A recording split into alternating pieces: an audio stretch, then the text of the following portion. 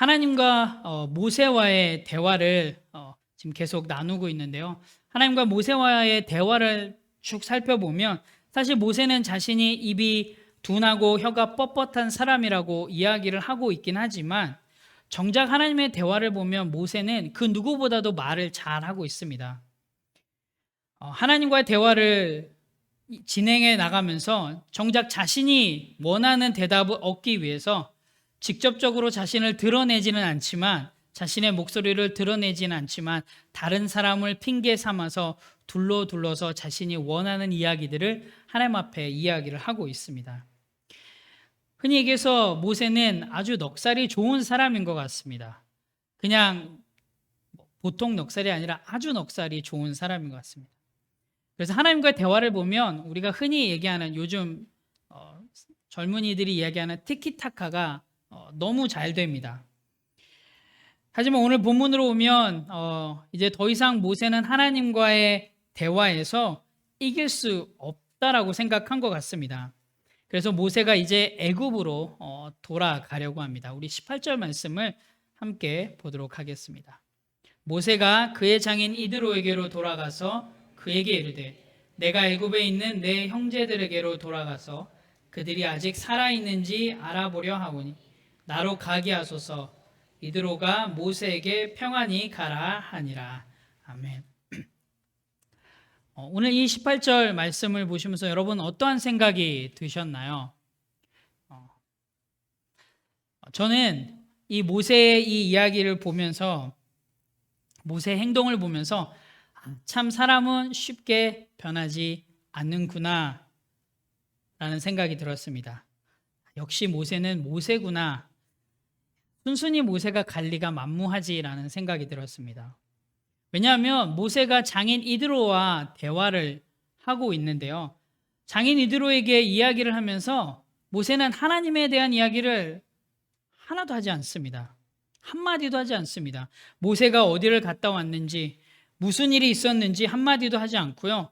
그리고 하나님이 자기를 애굽에 보내시겠다, 하나님이 이스라엘 백성들을 애굽에서 이끌어내시겠다, 자기가 변명거리를 만들어서 애굽으로 가지 않으려고 거부하려고 했는데 소용이 없었다라는 그런 이야기들을 하나도 하지 않습니다.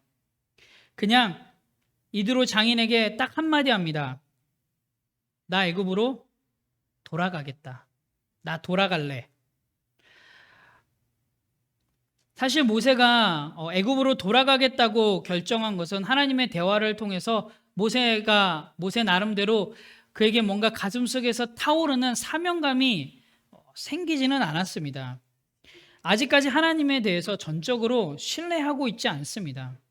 그런데 하나님과의 대화 속에서 더 이상 모세 나름대로의 변명거리라든지 뭔가 변명할 만한 명분이 없어서 사실 모세는 어쩔 수 없이 애굽으로 가려고 하는 것입니다. 그런데요, 하나님은 이 모세의 마음을 다 알고 있습니다. 지금 모세가 진심으로 애굽으로 가는지, 기쁜 마음으로 가는지, 정말로 하나님의 말씀에 순종하면서 가는지, 하나님의 말씀을 믿으며 가는지 다 알고 계시는데요, 하나님은 이것을 따지지 않습니다. 왜냐하면 이스라엘 백성을 애굽의 압제에서 그리고 노예 생활로부터 이끌어내는 그 일은 모세가 할 일이 아니라 하나님이 하실 일이기 때문입니다. 그래서 하나님에게는 이 모세가 애굽으로 가는 것만으로도 충분합니다. 가기 싫어서 툴툴거리면서 가려고 하는 것도 어찌됐든 하나님이 가라고 하는 말씀에 순종하는 것으로 하나님께서는 여겨주십니다. 그래서 억지로 가려고 하는 모세, 그리고 여전히 애굽에 대한 두려움, 과거의 기억으로 말미암아 생기는 그 두려움, 죽을지도 모르겠다라는 그 두려움에 있는 모세를 하나님께서는 안심시켜 주십니다. 우리 19절 말씀을 함께 볼까요? 여호와께서 미디안에서 모세에게 이르시되 애굽으로 돌아가라, 내 목숨을 노리던 자가 다 죽었느니라. 하나님께서는 모세의 그 마음을 아시고 미리 다 말씀해 주고 계십니다. 성경은 계속적으로 모세가 하나님의 말씀에 순종하고 있다라는 있다라고 이야기해 주고 있는데요. 우리 한번 20절 말씀을 같이 볼까요? 함께 읽겠습니다.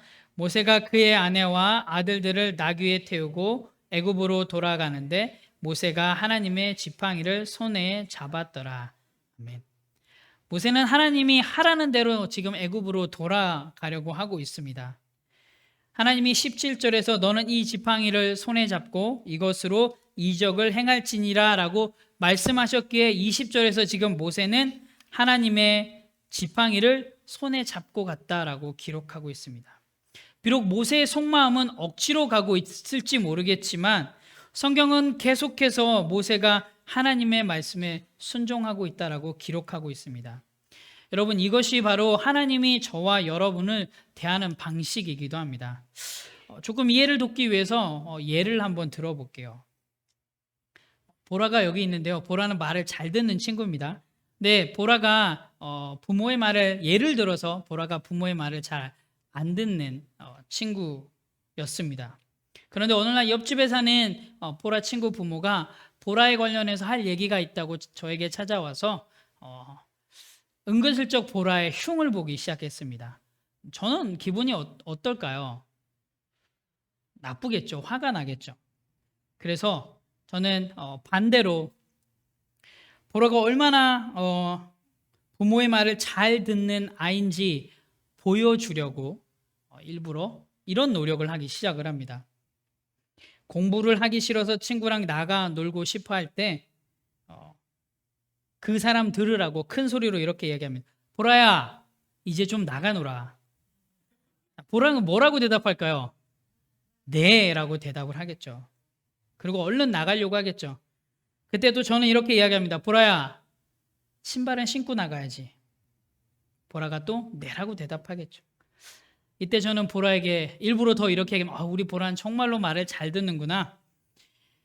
그러고 보라에게 이렇게 얘기합니다. 보라야, 놀다가 너무 늦지 않게 집으로 돌아와야 한단다. 보라가 뭐라고 얘기할까요? 무조건 네라고 대답하겠죠.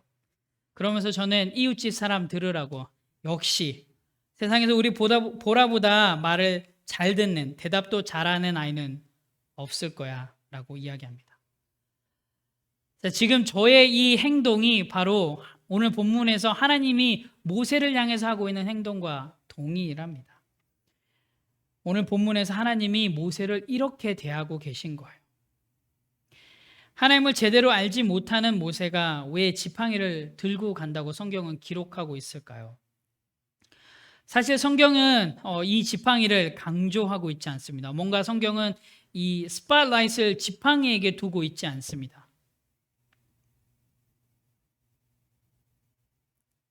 지팡이는 그냥 막대기일 뿐입니다. 여기서 지팡이를 등장시키는 이유는 이 지팡이가 하나님의 권위를 상징하는 뭔가 그런 권위와 능력을 대변하는 그런 상징물로 강조하고 있지 않고요. 또한 모세의 순종을 강조하기 위해서 지팡이를 등장시킨 것도 아닙니다. 성경이 이 지팡이를 여기서 등장시킨 이유는 그 어떠한 것을 강조하기 위한 것이 아니라 도리어 하나님을 더 강조하기 위해서, 하나님을 더 부각시키기 위해서 이 지팡이를 등장시킨 것입니다.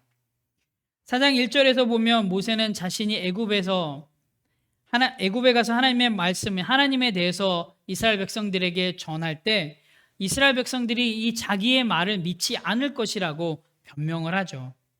그래서 모세는 뭔가 특별한 것을 하나님 앞에 계속 요구를 합니다. 그래야지만 이스라엘 백성들이 자기의 말을 믿을 거라고 하는 논리로. 하지만 하나님은 모세에게 뭔가 특별한 것을 제공해 주지 않으셨습니다. 누가 봐도 모세가 달라질 만한 어떠한 증표나 표정도 하나님께서는 모세에게 제공하지 않으셨습니다. 모세를 특별하게 만드셔서 이스라엘 백성들이 모세의 말을 믿을 수밖에 없도록 하나님은 모세에게 그 어떤 변화도 주시지 않으셨습니다. 하나님은 모세에게 어떠한 이적과 기적을 베풀 수 있는 그런 방법들을 주시지 않았습니다. 그래서 주문을 아브라카타브라 이렇게 주문을 알려주시지도 않으셨고요. 그래서 그 주문을 외우면 지팡이가 뱀이 되고, 뱀이 되었던 지팡이가 다시 지팡이가 되고, 어떤 말을 하면 손에 나병이 생기고 또 어떤 말을 하면 나병되었던 그 손이 다시 원래대로 되는 뭐 그런 특별한 비법들을 알려주지 않으셨습니다. 그리고 하나님은 모세에게 어떤 특별한 도구도 주시지 않으셨습니다. 지금 모세가 지팡이를 들고 있다고 하는데 뭐 이 지팡이가 특별하게 500년 된 벼락 남은 감태나무로 만든 지팡이도 아닙니다. 잘 모르시죠? 요즘에 이 벼락 맞은 감태나무로 지팡이를 많이 만든다고 한대요. 이 감태나무가 관절염에 좋다라는 뭐 그런 얘기가 있어서 특별히 벼락 맞은 500년 벼락 맞은 감태나무로 지팡이를 만든다고 한 뭐 이런 특별한 그런 것도 없습니다. 그리고 뭐 막대기 속에 뭔가 특별한 비밀 무기를 하나님이 숨겨주시지도 않으셨습니다. 그냥 모세가 들고 있는 지팡이는 그냥 아주 평범한 당시 목동들이 뭐 몇 개씩은 가지고 있는 그냥 일반적인 평범한 지팡이일 뿐입니다. 그래서 그 어떤 사람도 모세의 지팡이를 보고 한 번만 만져봐도 돼? 뭐 이런 마음이 들 만한 그런 지팡이도 아닙니다. 그런데 하나님께서 모세에게 주신 것은 단순히 지팡이가 아닙니다. 하나님께서 모세에게 주신 것은 그 지팡이가 아니라 하나님의 말씀입니다. 내가 너와 함께 가겠다. 내가 내 입과 함께 있어서 할 말을 가르치겠다라는 하나님의 말씀을 모세에게 주셨던 것이죠. 그래서 하나님의 일이 성취되기 위해서 모세가 이전과 다른 사람으로 변하거나 모세에게 어떠한 신비한 능력이 있거나 그리고 모세가 어떠한 신비한 물건이 있어야 하는 것이 아니라 하나님이 함께 하시면 다 해결되는 것입니다. 그래서 혹시 여러분 생각에 하나님을 위해서 필요하다라고 생각했던 것들, 하나님을 위해서 좀 쓸모 있을 거라고 생각했던 것들을 시간 다 덜어내십시오. 혹시 하나님을 위해서 나의 재력이 필요했다고 생각하신 분 계십니까? 혹시 하나님을 위해서 나의 경력, 혹시 하나님을 위해서 나의 뭔가 능력들이 필요했다라고 생각하신 분이 계시다면 시간 다 덜어내십시오. 내가 뭔가 준비가 되면 더 준비가 되면 하나님 앞에 더 쓰임 받을 것이라고 생각하셨다면 그것 또한도 내려놓으십시오. 하나님은 우리를 있는 모습 그대로 쓰십니다. 그리고 그것을 통해서 연약한 우리를 사용하시는 하나님을 통해서 우리가 드러나는 게 아니라 도리어 하나님이 드러나시는 기회가 될 것입니다. 우리 22절, 23절 말씀을 한번 보도록 하겠습니다.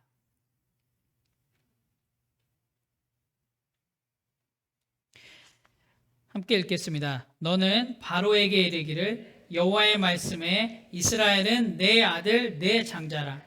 내가 내게 이르기를 내 아들을 보내주어 나를 섬기게 하라 하여도 내가 보내주기를 거절하니 내가 내 아들 내 장자를 죽이리라 하셨다 하라 하니라.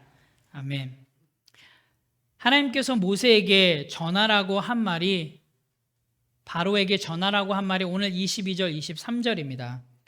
여러분 이 22절, 23절은 엄청난 선언입니다.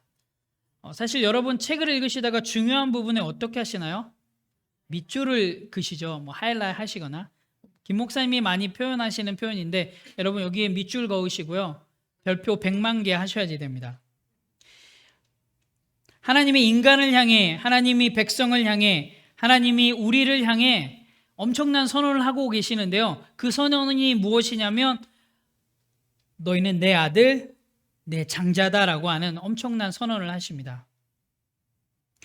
여러분 세상에 어떠한 신도 이렇게 선언하지 않습니다. 너는 내 아들, 내 장자다.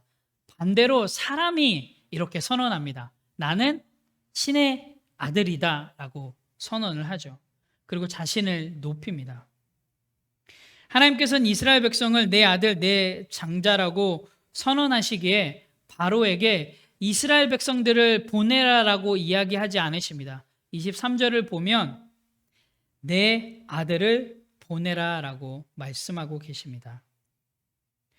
하나님이 이스라엘 백성을 애굽의 압제, 그 노예 생활부터 구원하시려고 하는 그 이유와 죄에 빠진 우리를 구원하시려고 하는 그 이유가 동일합니다. 그것은 바로 우리는 하나님의 아들이고요. 우리는 하나님의 장자고 하나님의 백성이고 하나님의 것이기 때문입니다. 하나님과 우리 인간과의 관계는 단순히 여러분 창조물과 피조물 간의 그런 단순한 관계가 아닙니다.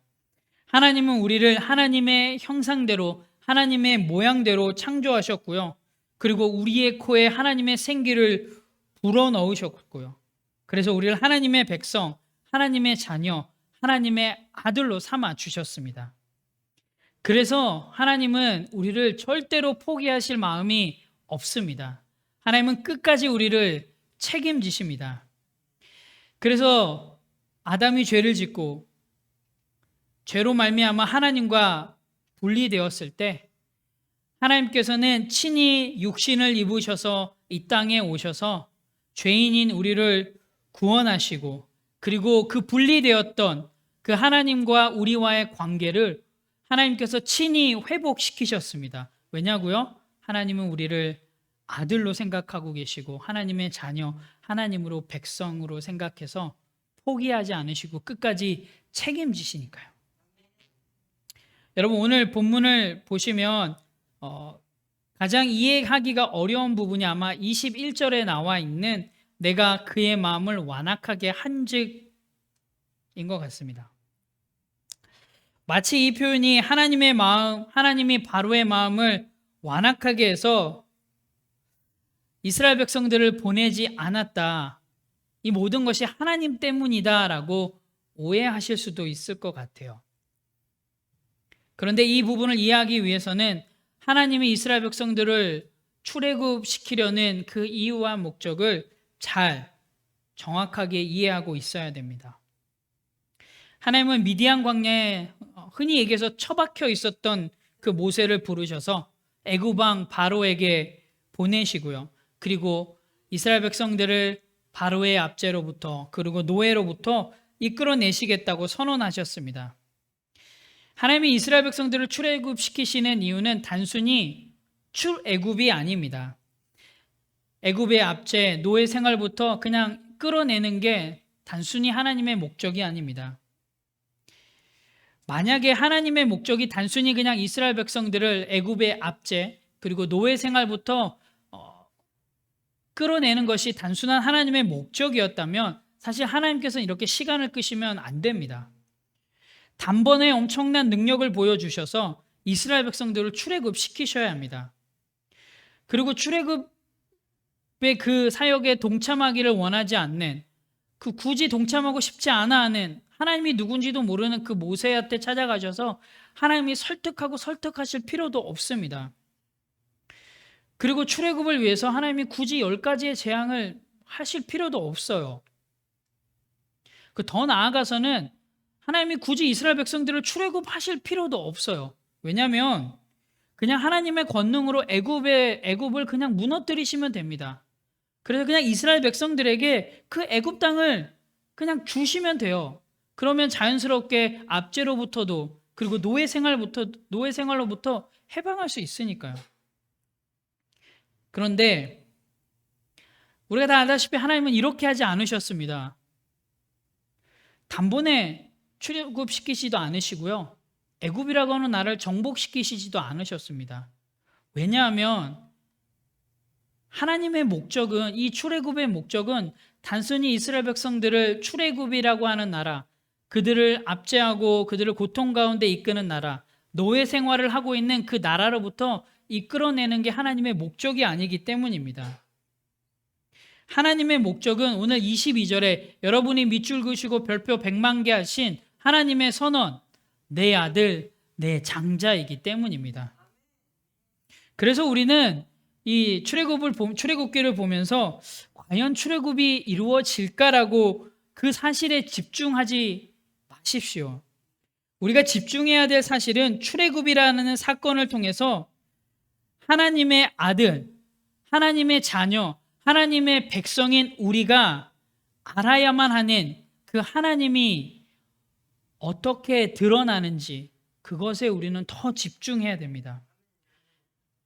하나님이 어떻게 출애굽을 하실까가 아니라 하나님의 자녀로서 하나님의 아들로서 하나님의 백성으로서 우리가 알아야 되는 그 하나님이 어떻게 드러나는지를 거기에 더 집중하셔야 됩니다. 즉 하나님의 성품, 하나님의 원리, 하나님의 마음, 하나님의 속성을 우리가 더 집중해야 되고요. 더 알아야 됩니다. 왜냐하면 우리는 하나님의 아들이고 하나님의 백성이고 하나님의 자녀이기 때문입니다. 그것이 바로 저와 여러분의 정체성입니다. 우리의 정체성이 단순히 그냥 우리의 이름이 아니라 우리의 정체성은 하나님의 아들이고 하나님의 장자고 하나님의 백성이고 하나님의 자녀입니다. 사실 애굽에서 400년 동안 살아온 이스라엘 백성들은 하나님을 알기보다는 애굽의 종교에 더 가까웠습니다. 그래서 하나님을 잘 몰랐습니다. 다는 아니겠죠. 일부는 하나님을 정말로 신실하게 따르고 있었겠죠. 하지만 대부분의 사람들이 하나님을 잘 몰랐습니다. 그래서 이스라엘 백성들에게 하나님을 믿게 하기 위해서는 사실 필요한 방법은 자신이 그들의 조상 하나님, 여호와 하나님 스스로 있는 자, 그 하나님이 지금 이 애굽의 왕 바로보다 더 강하다는 것, 그리고 이 애굽의 종교의 신들보다도 더 파워 있고 강하고 세다라는 것만 보여주면 됩니다. 그냥 하나님께서 애굽의 신들을 제압하시는데요. 그냥 제압하는 게 아니라 그냥 초전 박살을 내시면 됩니다. 그러면 그 누구도 핑계치 않고 하나님을 믿을 텐데 하나님은 그렇게 하지 않으십니다. 21절에 완악하게 한직이라고 하는 이 표현은 히브리어 단어의 사전적인 의미로 보면 견고하다, 강하다, 강성하다, 강력하다, 굳세다 이렇게 표현이 됩니다. 우리가 지금 개역 한글을 봤을 때는 완악하다라고 되어 있는데요. 옛날 버전인 개역 한글을 보면 강팍하다라고 표현하고 있고요.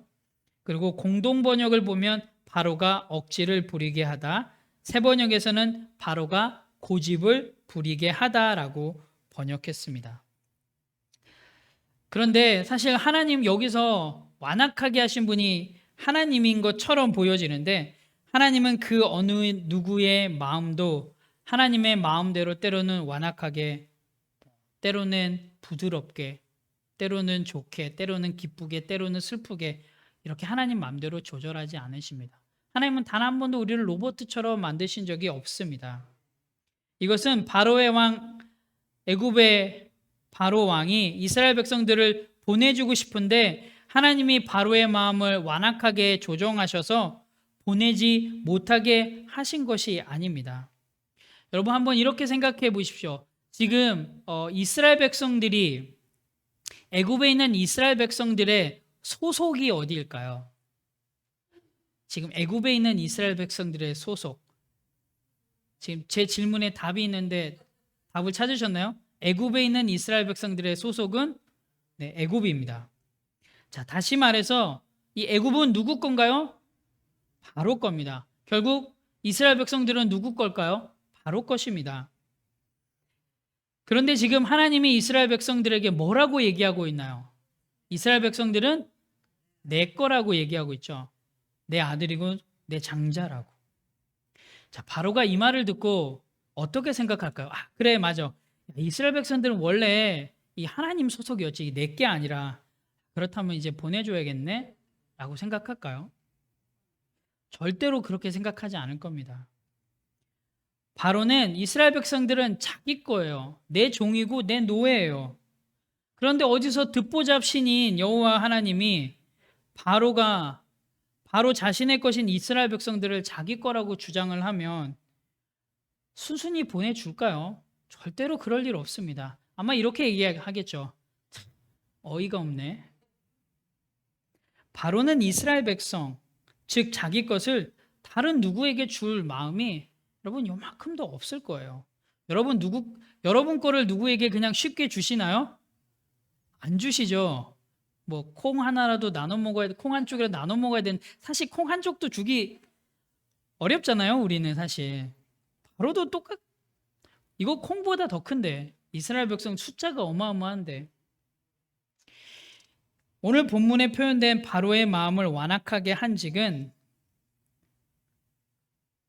바로가 스스로 자신의 마음을 강하게 하고 견고하게 한 것입니다. 이스라엘 백성들은 애굽 소속이었고요. 그리고 바로의 땅에 살고 있었습니다. 그리고 애굽의 신의 지배를 받고 있었고요. 그리고 애굽으로부터 공급을 받고 있었습니다. 그래서 결국 이스라엘 백성들의 삶과 죽음도 바로 왕의 손에 달려 있었습니다. 이것을 바로뿐만 아니라 이스라엘 백성들도 다 그렇게 알고 있었습니다. 그 누구 하나 다르게 생각하고 있지 않았을 것입니다. 그런 이스라엘 백성들을 향해서 하나님께서 동일하게 선언하고 계세요. 그게 아니라 너희는 바로 것이 아니라 너희는 바로의 종이 아니라 바로의 노예가 아니라 너희는 내 아들, 내 장자다. 하나님께서 이스라엘 백성들에게 그들의 정체성을 다시 한번 알려주고 계신 거예요. 그래서 하나님께서는 이 정체성을 위해서 이스라엘 백성들이 제대로 된 정체성을 깨달아 알기 위해서 하나님께서는 가만히 계시지 않습니다. 하나님은 바로와 대결을 선언하십니다. 우리 23절 말씀을 같이 보겠습니다. 함께 읽겠습니다. 내가 내게 이르기를 내 아들을 보내주어 나를 섬기게 하라 하여도 내가 보내주기를 거절하니 내가 내 아들 내 장자를 죽이리라 하셨다라 하니라. 아멘. 자, 이 말씀의 뜻은 이스라엘은 내 아들이고 내 장자다. 그래서 내가 내 아들을 이끌어내어서 나를 섬기게 할 것이다. 그런데 바로야, 만약 내가 혹여나 이스라엘 이 백성들의 주인이라고 생각한다면 한번 지켜봐. 지켜내봐. 아니 이스라엘이 아니라 내 아들, 내 장자라도 한번 지켜내봐. 내가 애굽의 왕이고 애굽의 백성의 주인이라면 지금 내 아들, 내 장자를 지켜봐. 라는 표현입니다. 만약에 이 하나님의 이 대결에 바로가 자기의 아들과 장자를 죽음에서 지켜낸다면 누가 승리하는 걸까요? 바로가 승리하는 것. 그리고 바로가 믿는 애굽의 신들이 참 신이 되는 것입니다. 또한 하나님이 이스라엘 백성들을 출애굽시키지 못한다면, 더 나아가 이스라엘 백성들의 아들과 장자가 죽임을 당한다면 이 대결 또한 하나님이 지게 됩니다. 그래서 하나님은 참신이 되지 못합니다.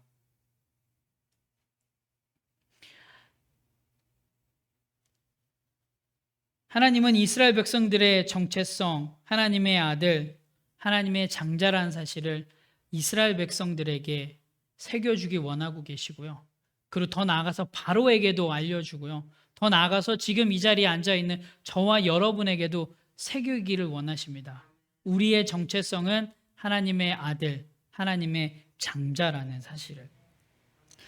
사실 오늘 본문을 읽으면서 지금 하나님과 모세가 막 대화하고 있다가 갑자기 뜬금없이 모세의 가족이 툭 나옵니다. 왜일까요? 왜 하나님께서는 이 이야기를 굳이 지금 하나님과의 대화 막 하고 있는데 너는 내 아들 내 장자다 너 가서 뭐 이 얘기를 해 하고 있는데 갑자기 모세의 아내 시보라와 아들들이 막 나와서 막 할례 얘기하고 왜 이야기를 적고 있을까요? 지금 무슨 이야기를 하나님께서 하고 계신가요? 정체성 이야기를 하고 계시죠. 너는 내 아들 내 장자다. 그래서 이 이야기를 하나님께서는 이곳에 넣고 계세요. 정체성 때문에 할례의 이야기를 등장시키고 계십니다. 할례는 창세기 17장에서 하나님이 아브라함과 언약을 맺을 때 이스라엘은 나의 기업이 되고 하나님은 이스라엘의 하나님이 되시겠다라는 것을 기억하게 하시는 징표로 할례를 행하게 하셨습니다. 하나님의 아들, 하나님의 백성, 하나님의 장자의 정체성을 잊고 살아가고 있던 모세의 아들들에게 이 할례라는 것을 행하게 하심으로써 하나님의 아들로서, 하나님의 장자로서, 하나님의 백성으로서 정체성을 다시금 상기시켜 주기 위해서 이 이야기를 성경은 기록하고 있는 것입니다. 모세 또한도 미디안에 살면서 하나님의 아들로서 하나님의 장자로서 그렇게 살아가지 못하고 있었으니까요. 사랑하는 뉴라이프 지체 여러분, 오늘 하나님이 저와 여러분에게 동일하게 선언하고 계세요. 너는 내 아들이고 너는 내 장자고 내가 너와 함께 하겠고 내가 너를 지키고 내가 너를 축복하겠다. 죄로 말미암아 영원히 죽을 수밖에 없었던 우리를, 죄로 말미암아 영원히 하나님과 분리될 수밖에 없었던 우리를 하나님은 독생자 예수 그리스도를 통해서 잃어버렸던 우리의 정체성을 다시금 회복시켜 주셨습니다. 그리고 죄인이었던 우리를 하나님께서는 죄인으로 부르지 않으시고요, 의인으로 칭해 주셨습니다. 그래서 하나님은 우리가 죄인임을 인정하고 그리고 회개하고 돌아오기를, 하나님의 품으로, 하나님의 넓은 품으로 다시 돌아오기를 지금도 학수고대하고 계십니다. 동일합니다. 여러분에게도 하나님은 지금 두 팔 벌려서 학수고대하고 계십니다. 죄를 회개하고 그리고 하나님께로 돌아오기를. 이제는 죄인의 생각, 세상의 기준, 가치와 개념과 원리로 살아가지 말자라고 우리 함께 다짐합시다. 사실 여러분, 세상의 기준으로 뉴라이프를 한번 잘 보시기 바랍니다. 우리 뉴라이프 공동체를 세상의 기준과 세상의 가치관과 세상의 개념으로 한번 이 뉴라이프를 한번 살펴보십시오. 세상의 기준으로 보면 뉴라이프 공동체는 솔직하게 진작에 망해야 했습니다.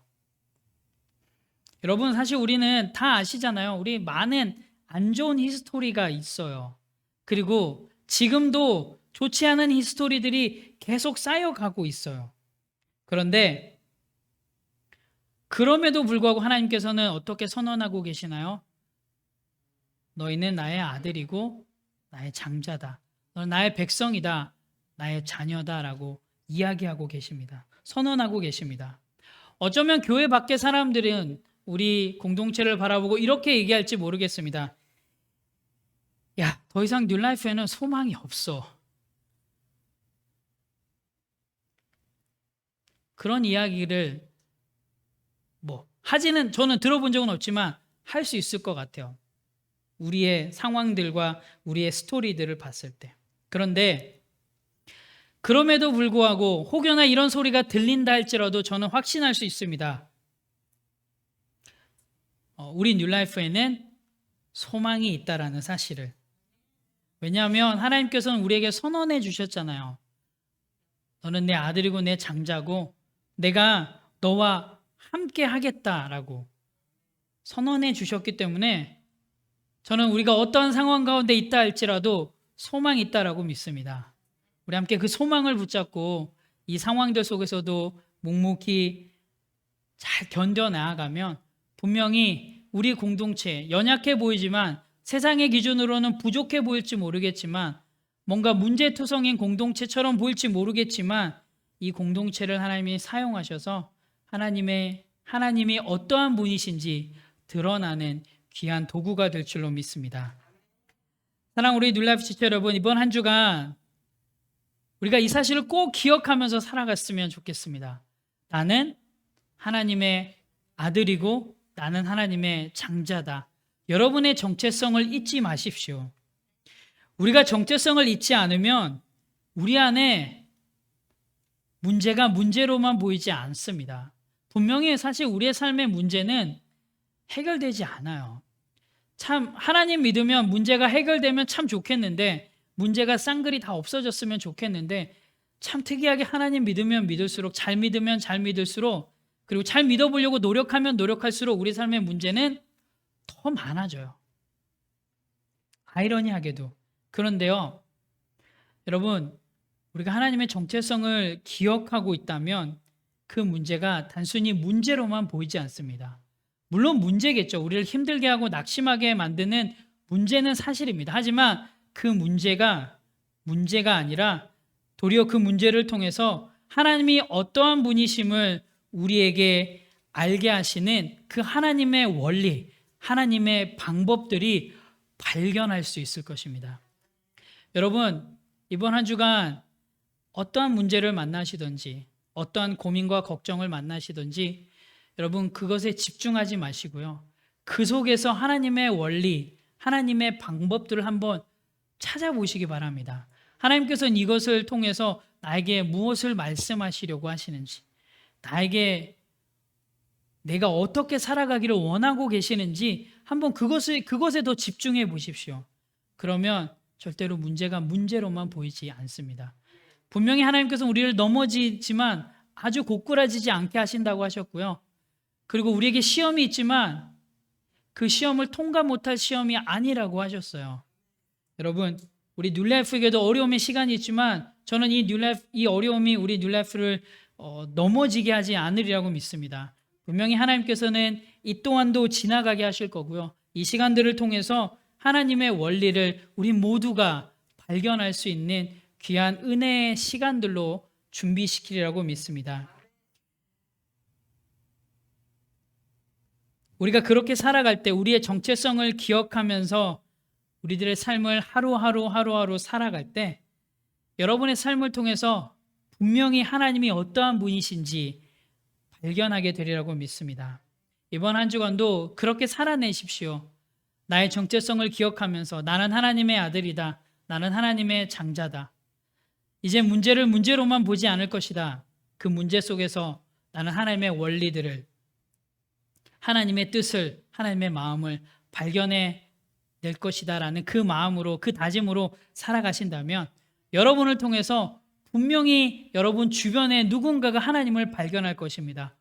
이거를 이런 관점으로 볼 수 있다고?